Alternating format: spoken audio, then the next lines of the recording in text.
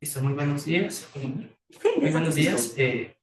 Bueno, hoy vengo a presentarles lo que es un modelo de analítica principalmente enfocado en la elaboración de un modelo de Chon para una telco.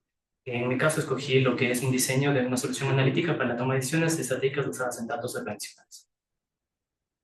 Ya, como un contenido, ¿qué es lo que vamos a observar durante esta presentación? Una breve introducción tratando de ver cuál es el problema del negocio, el impacto financiero que tiene el churn frente a las oportunidades que pueden generar este problema.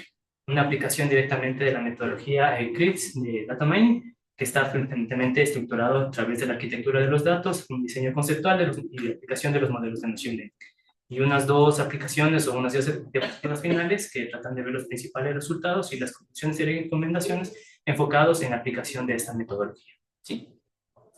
Bien, como introducción, ¿qué es el churn? El churn viene considerado como una tasa de abandono o pérdida de clientes, el cual es considerado un problema crítico, dado que reduce directamente los ingresos recurrentes y frena el crecimiento empresarial. Es un problema muy crítico, específicamente en cualquier tipo de empresa que dependa de los clientes. En este caso, un problema muy puntual es el tema de una telco.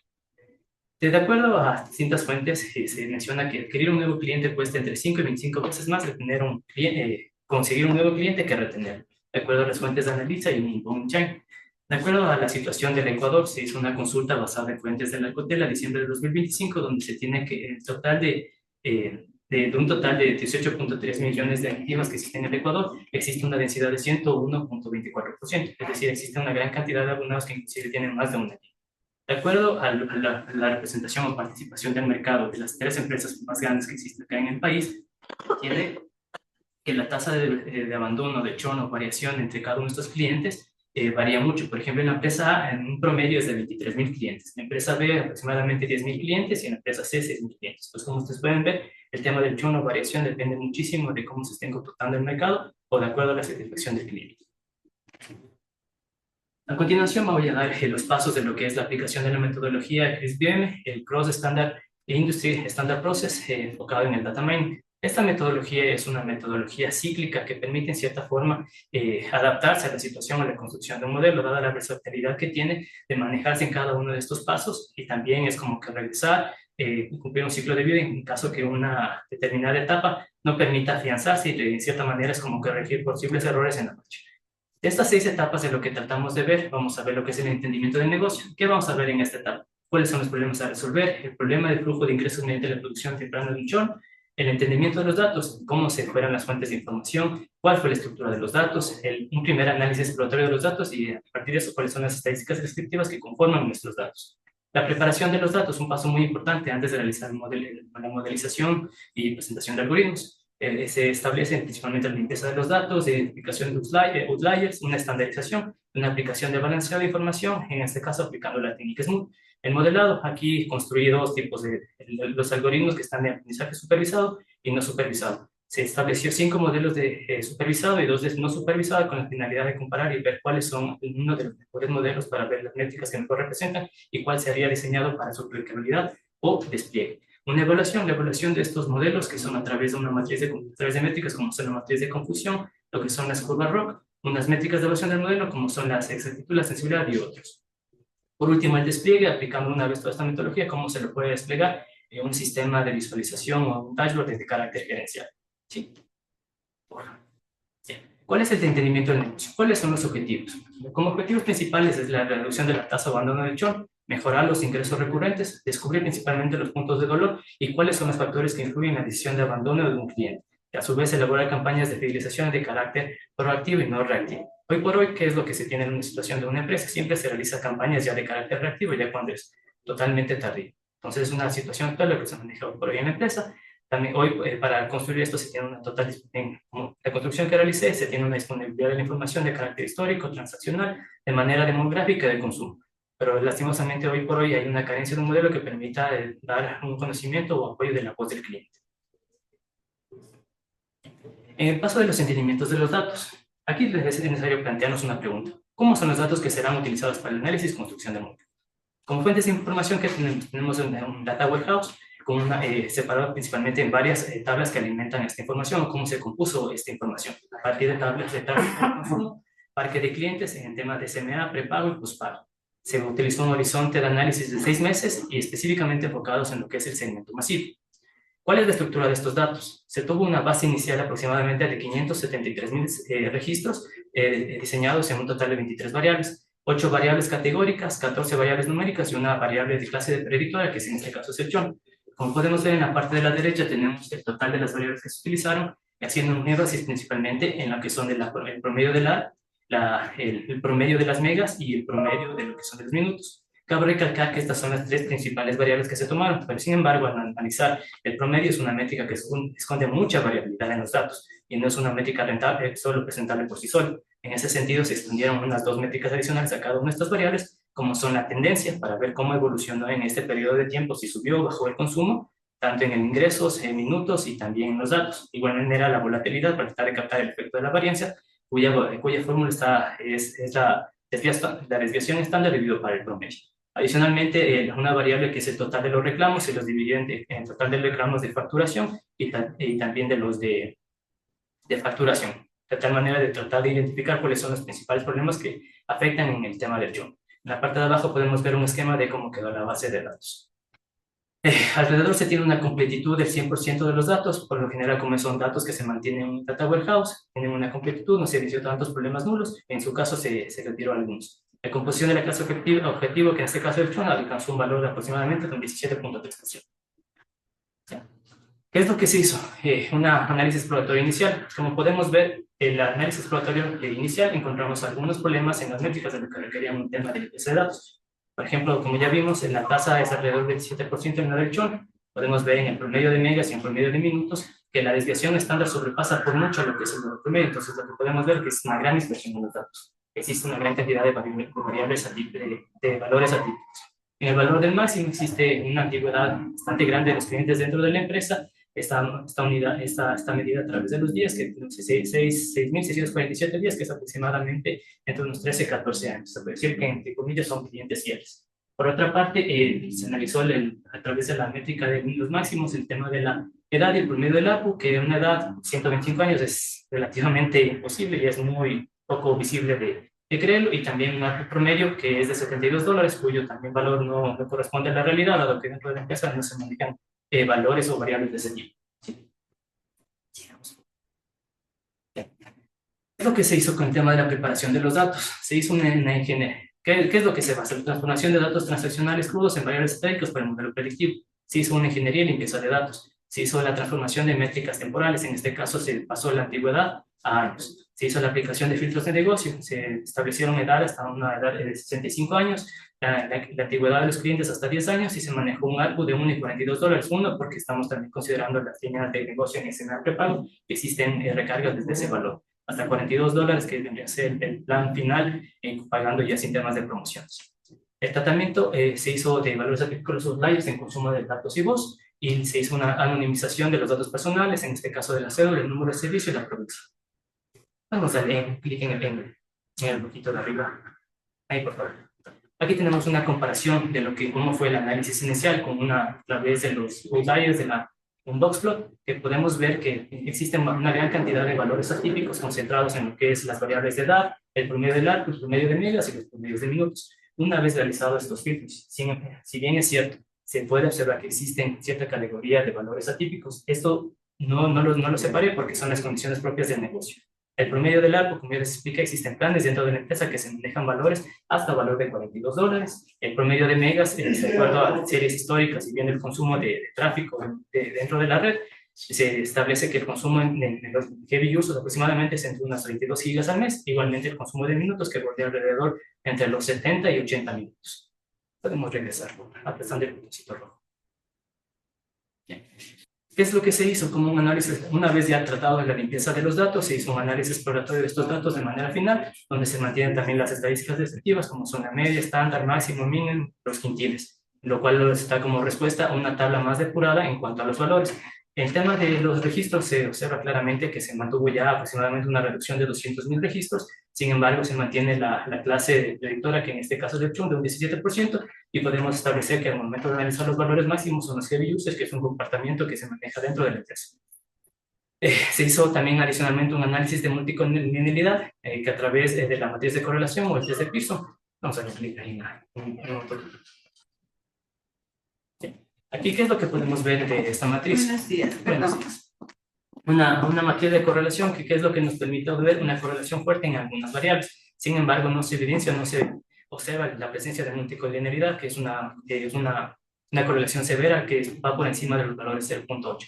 En el caso de existencia, lo que tocaba considerar era el retiro o eliminación de esa variable, la que estaba haciendo una duplicidad de esa variable. Sí, como un principal resumen de la relación de cada una de estas variables son bastante obvias. En este caso, por ejemplo, la relación del promedio de megas con el A, pues un valor de 0.63.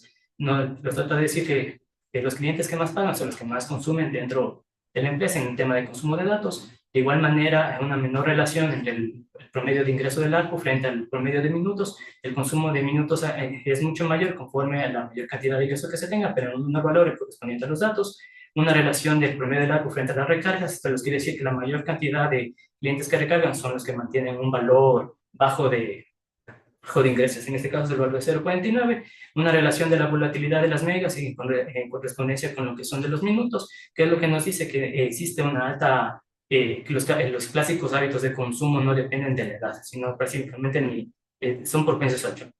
Y por último, una relación de la antigüedad de la edad y las variables de antigüedad y edad, que, con las variables de consumo, que nos dice que la lealtad y la edad nos establecen cuánto genera cuánto gasta un cliente y cómo usa la red. Ahora regresamos, por favor. Ya. Una vez realizando el análisis exploratorio, podríamos decir, no, excelente. La estandarización y balanceo. Una vez realizados los procesos anteriores, podemos ver lo que es lo que se realizó en la fase de preprocesamiento, una etapa bastante útil para tratar de ver los mejores algoritmos y que entren de manera limpia y poder tratar de que nos generen información útil para tomar la toma de decisiones. ¿Qué es lo que se hizo? Se hizo una imputación, la estrategia de la mediana para manejar los valores numéricos, no se utilizó el promedio, sino la mediana, que es más acorde de acuerdo a la distribución de cada una de las variables, hizo un escalamiento, una estandarización, estándar escala para homogeneizar las variables, una codificación en el caso de las variables categóricas, utilizando el one-hot encoder para transformar las variables categóricas en numéricas, se le hizo un balanceo smooth y una validación, una partición del 70-30, 70 para los datos de entrenamiento, 30% para el test, y se utilizó una validación cruzada con un KS igual a 5, de tal manera que logre estabilizar los algoritmos. En 2.4, el modelamiento. ¿Qué es lo que se hizo? La aplicación de las técnicas de Machine Learning para predecir un chorro de clientes y descubrir los perfiles ocultos de riesgo. Se aplicó estas dos, el aprendizaje supervisado y el no supervisado. El aprendizaje supervisado principalmente establecieron 5 modelos: la regresión logística, el random forest, los modelos de ensamble, el Jimmy Boost, el XGBoost y la red neuronal. En el tercer caso se utilizó como reemplazo a la Support Vector Machine, dado que al momento de analizar una gran cantidad de datos, se vio que el tema de procesamiento explotaba, se volvía una complejidad bastante extensa y principalmente ese algoritmo está enfocado en manejar una cantidad de datos de aproximadamente hasta 10.000 registros. Pero como utilizaba una gran cantidad de datos, los resultados no procesaban, se tenía un problema de dimensionalidad. Y en el aprendizaje no supervisado se realizó el K-means y un FuseSymings. Ya. Como podemos ver en las curvas ROG, tras haber analizado el aprendizaje supervisado, se observó que en todos los modelos utilizados no se observa un tema de memorización de los modelos, un overfitting, un sobreajuste. En este caso, el valor que mejor respondió a la métrica es el LiveGBM, con un valor aproximado de 0.83 puntos. Sí. En cuanto al no supervisado, al momento de seleccionar el tema del codo, la heurística, se utilizaron dos: la heurística del codo, del elbow, o conocido como elbow, y la coeficiente de silueta, que nos permitió es un tema más robusto que nos permite de manera matemática específicamente tratar de extraer el K óptimo para tratar de hacer los análisis. En este caso seleccionó, como podemos ver, la mayor cantidad, el cambio, digamos así, del codo. Los trata de decir que el número de clústeres utilizado u óptimo es el valor número de 4 en las dos gráficas, que podemos ver que es el que más se representa.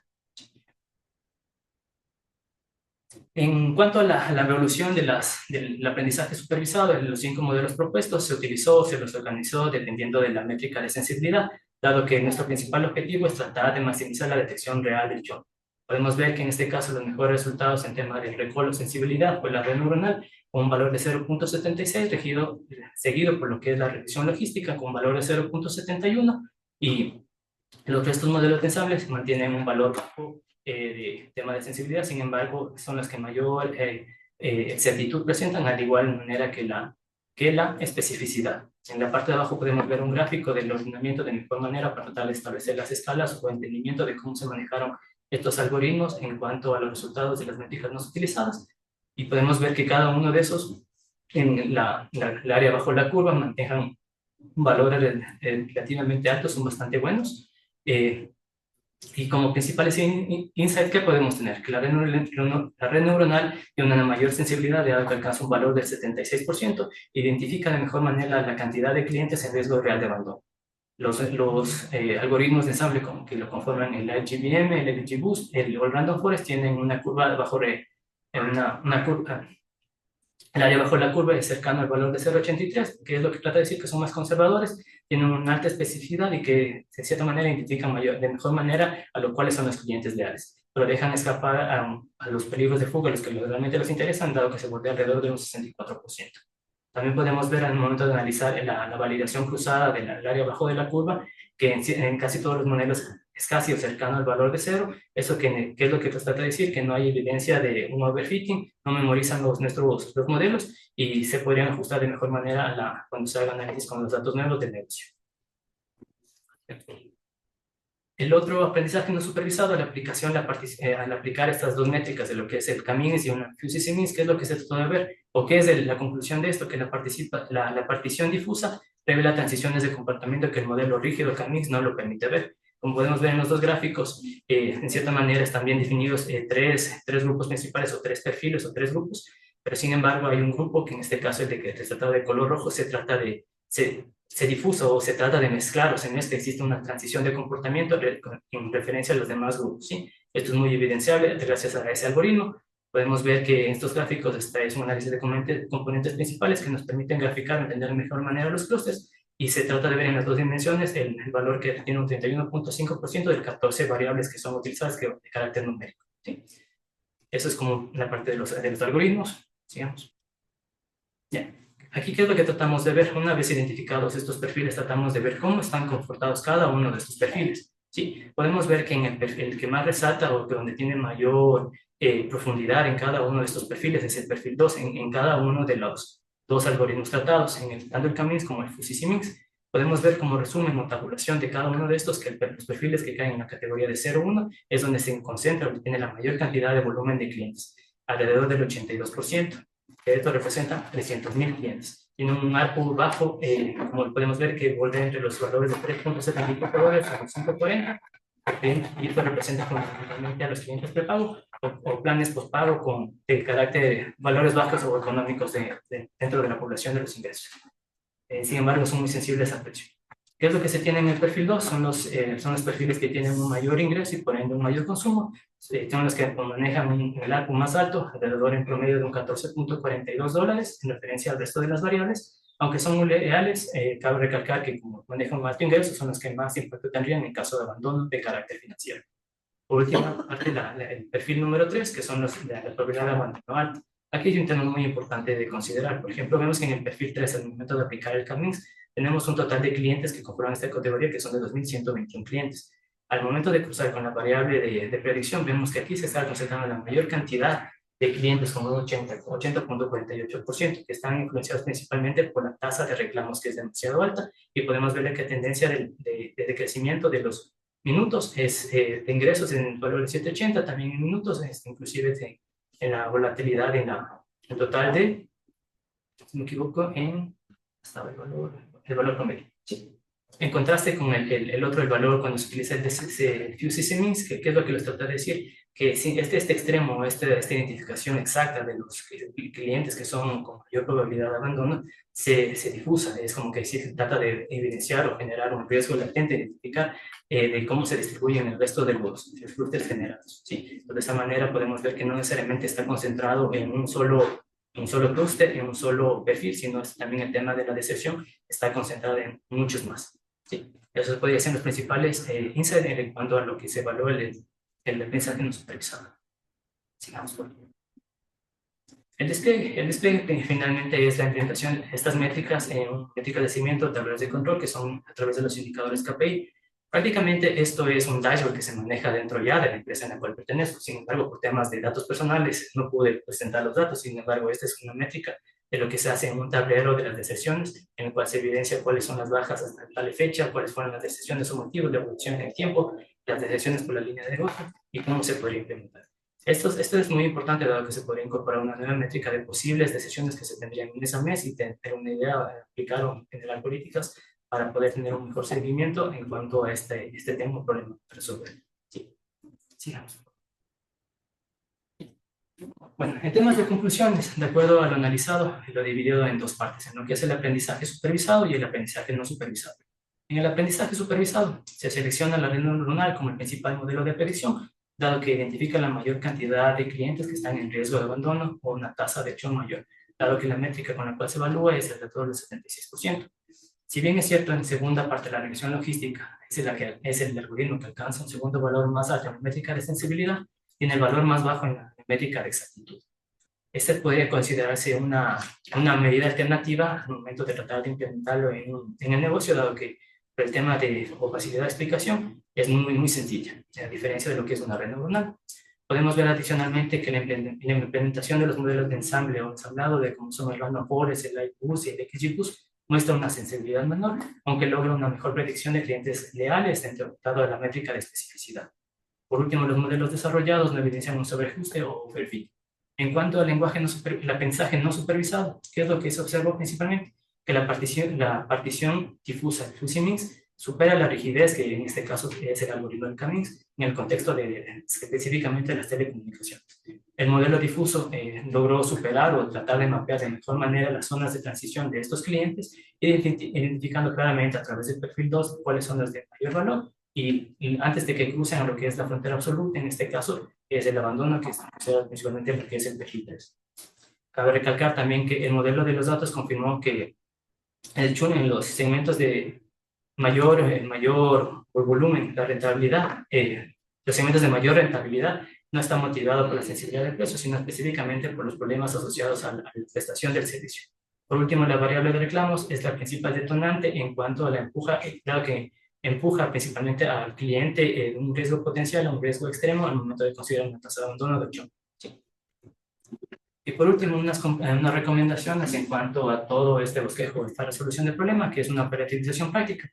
Es trasladar estos resultados a las áreas que principalmente se encargan en temas de fidelización y retención para diseñar campañas dirigidas con el enfoque de priorizar generar una solución, una campaña, por ejemplo, en este caso, el tema del perfil 3, que son de los clientes con mayor problema que por los reclamos, tratar de generar un soporte técnico preventivo y a los clientes que son de mayor valor, tratar de generar campañas de upselling para generar una mayor cantidad de ingresos.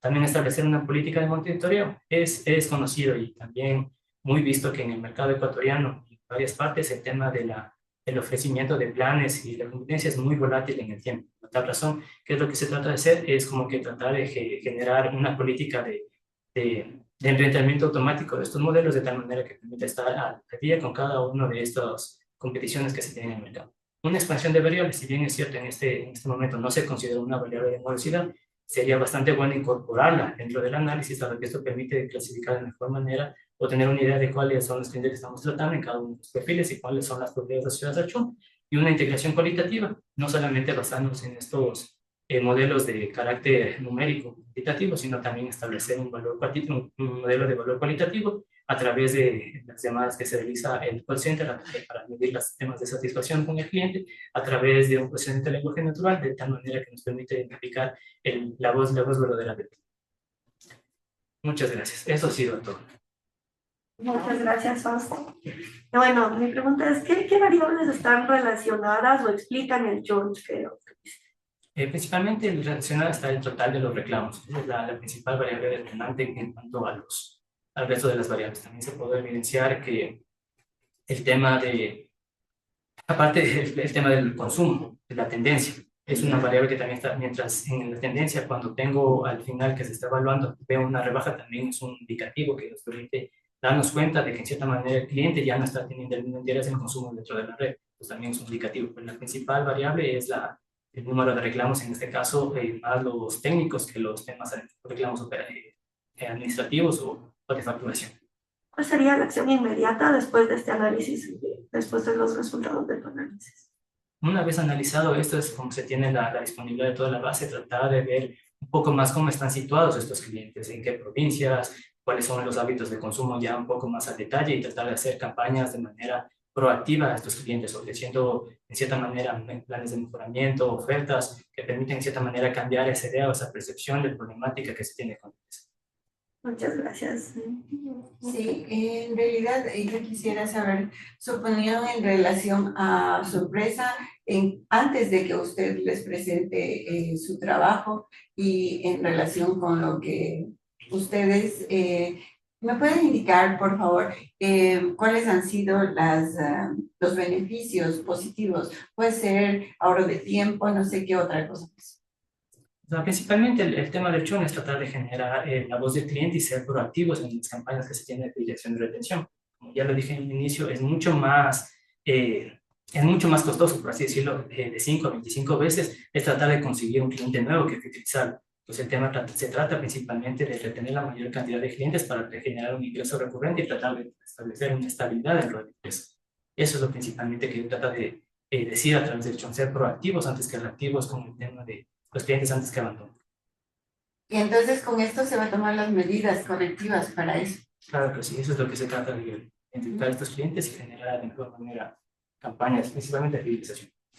Listo, gracias. Felicitaciones por el trabajo. Bien, bueno, Oscar, perdón, Fausto, se cambió de nombre. Mi inquietud es respecto a los modelos que se utilizaron, tanto el aprendizaje supervisado y el no supervisado, metabonan las variables dentro de la misma priorización. Entonces, la pregunta es, ¿qué tal si en este proceso de fidelización de clientes necesito ponderar con mucho más prioridad una variable? ¿Cuál sería la perspectiva para manejar ese tema? Por ejemplo, justo lo que me acabo de mencionar, el tema de, bueno, hay variables, pero de esas variables quiero darle más prioridad a uno, o sea, tiene más peso en el proceso. Claro, en ese caso, por ejemplo, la que mayor hace la revolución o que me genera es la tasa de reclamos. Claro, Ya, entonces es una variable que principalmente una de las más importantes porque en la realidad, yo cuando quiero desertar de un modelo muchas de las veces no es tal vez por... Hay dos variables. Una, tal vez los planes que me están ofertando son demasiado altos, o dos, principalmente estoy demasiado molesto. Tal es el caso, por ejemplo, saliendo un poco del tema, el tema de NetLife. NetLife es un servicio que presta internet fijo. El internet fijo que presta los planes son demasiado caros, pero el tema de cómo se le atiende al cliente, la satisfacción del cliente es un detonante bastante amplio que permite que la mayor cantidad de clientes inclusive migren a esta empresa. ¿Por qué? Porque se sienten convencidos que el servicio es bueno, ¿sí? A pesar de que el valor es alto. Entonces, en este caso se puede identificar a través de análisis descriptivos de cómo es la composición, la unión de estas variables y tratar de tal manera cuáles son las que mejor ponderan. Por ejemplo, vimos en la matriz de correlación cuáles son las que en cierta manera están mayor relacionadas unas con las otras. Al momento de incluir una variable, podemos ver la relación que se maneja y tratar de ponderarse en esas, o inclusive quitarle dependiendo del ruido que puedan generar. Sí, pero los modelos que utilizó no están priorizando, digamos, una variable entre las otras. Todas las categorías igual. ¿Es eso? En relación a su comentario sobre NetLife, pero NetLife es una estafa, es solo propaganda. Yo tengo NetLife y, por ejemplo, he tenido problemas, digamos, este fin de semana no tuve internet todo el fin de semana y hasta ahora no tengo. Y ellos ni siquiera me han dado una cita. Es pésimo. Entonces ellos se hacen la propaganda del internet del otro mundo y todas esas cosas, pero en servicio al cliente son pésimos. Por ejemplo, puede aplicarse lo que es la voz del cliente. Es como que tratar de conocer a través de un lenguaje natural, ver cuál es la principal característica, qué es lo que está desembocando el malestar de esos clientes. En este caso, pues, nuevamente requerimos un tema más no de facturación, sino un tema de reclamo del servicio. El servicio, eso. Bueno, muchas gracias por el trabajo. Muchas gracias, felicitaciones. Sí, muchas gracias. Muy interesante el tema y